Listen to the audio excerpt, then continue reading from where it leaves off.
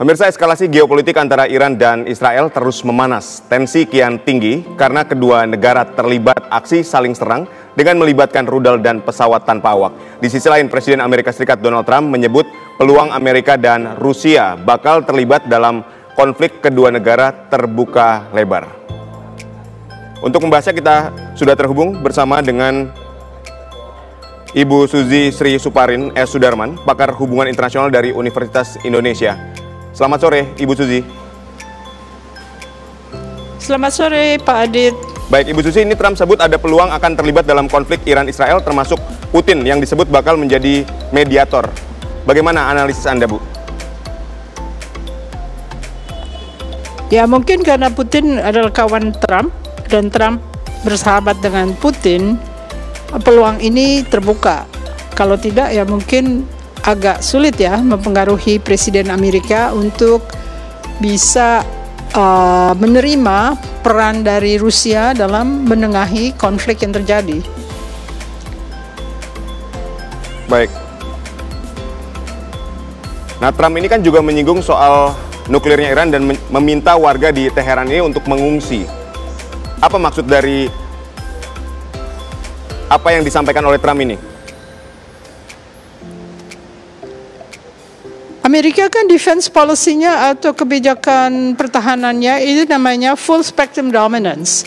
Jadi mau tidak mau, kalau misalnya sekutunya itu menghadapi perlawanan dari Iran yang sangat dahsyat, tentunya dia siap membantu. Karena doktrin militernya adalah menguasai full spectrum, segala macam hal dikuasai. Jadi kalau misalnya Amerika ingin terlibat, karena terlihat agak kewalahan juga ya Israel menghadapi rudal-rudal yang bertubi-tubi, walaupun dibilangnya hanya sedikit dan sudah dibom tempat produksinya, tetap itu mengganggu dan merusak Tel Aviv dan Haifa misalnya gitu.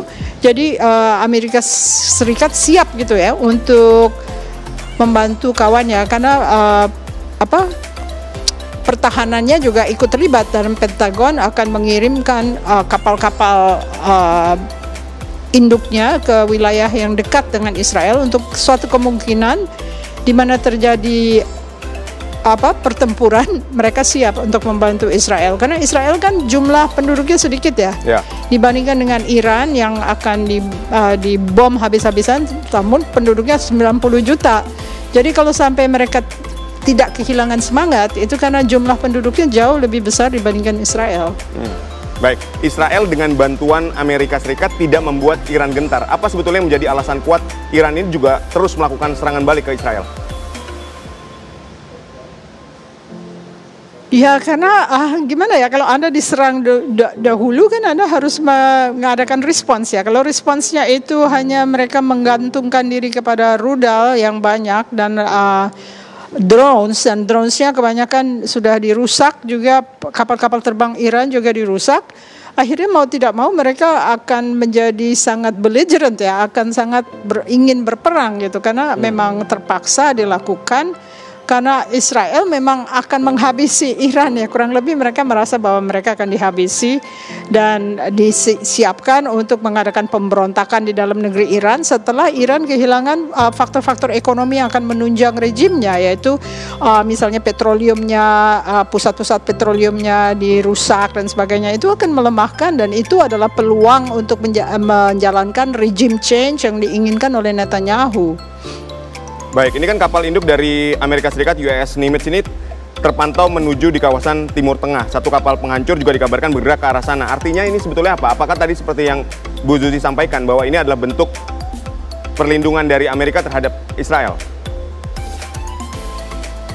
Ya, mereka menunjukkanlah bahwa kami siap untuk membantu sekutu yang sedang mengalami hujan rudal ya. Padahal sebetulnya yang memulai dahulu adalah Israel. Jadi ada seorang profesor Amerika yang menyatakan Israel nggak mungkin menang karena semangat dari rakyat Iran itu tidak bisa dinafikan ya, bahwa mereka akan melawan suatu penindasan.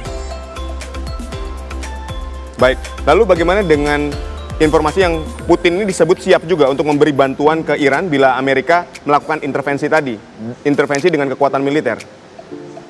Apakah peluang perang ini semakin luas? Nah, kan sebelumnya emang, oh ya, kan sebelumnya itu Rusia sudah mengadakan perjanjian strategis dengan Iran bahwa kalau Iran sampai dihabisi, mereka akan ikut membantu. Tapi kan karena ini persoalan persahabatan, jadi dimulainya dengan seakan-akan itu sesuatu yang indah ya, itu mendamaikan dan sebagainya. Padahal ini adalah eyeball to eyeball, dalam arti benar-benar mereka saling akan membunuh satu sama lain. Cuman kata-katanya diperhalus dengan bilang saya adalah presiden Amerika yang akan mendamaikan. Lalu Putin juga menyatakan akan mendamaikan. Karena kalau lihat hubungannya yaitu dengan BRICS kan Iran juga ikut aktif. Jadi kalau misalnya ada kejadian begini ya, mereka akan menjadi bagian dari yang harus dibela. Saya bersyukur juga Rusia akhirnya bergerak, karena saya pikir kalau misalnya menjadi anggota BRICS kan sudah selayaknya Rusia terlibat dalam perlindungan terhadap rakyat Iran yang sedang dihujani bom oleh kapal terbang Israel yang menguasai Medan ya, menguasai medan udara. Jadi caranya defensif dari Iran adalah mengirimkan rudal dan mengirimkan drones. Baik, tapi apakah perang ini akan terus meluas, Bu Suzy? Kalau sampai terjadi clash fisik, itu akan memperluas karena nanti ada yang bela, ada yang membela Iran dan sebagainya. Pakistan sudah menyatakan akan mendukung Iran. Lalu Amerika sudah siap-siap. Jadi Rusia apakah bisa menghadapi semua kekuatan yang saling berseteru di wilayah yang sangat volatile itu, sangat highly prone to physical clash ya. Jadi yang ditunggu adalah apakah clash fisik itu terjadi dan di mana tempatnya. Itu yang masih tanda tanya besar. Kalau sekarang masih perang udara.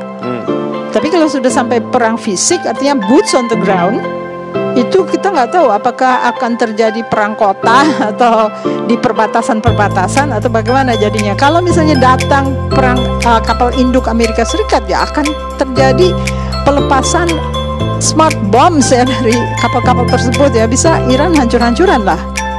Baik, terima kasih Ibu Suzy Sri Suparin atas analisisnya.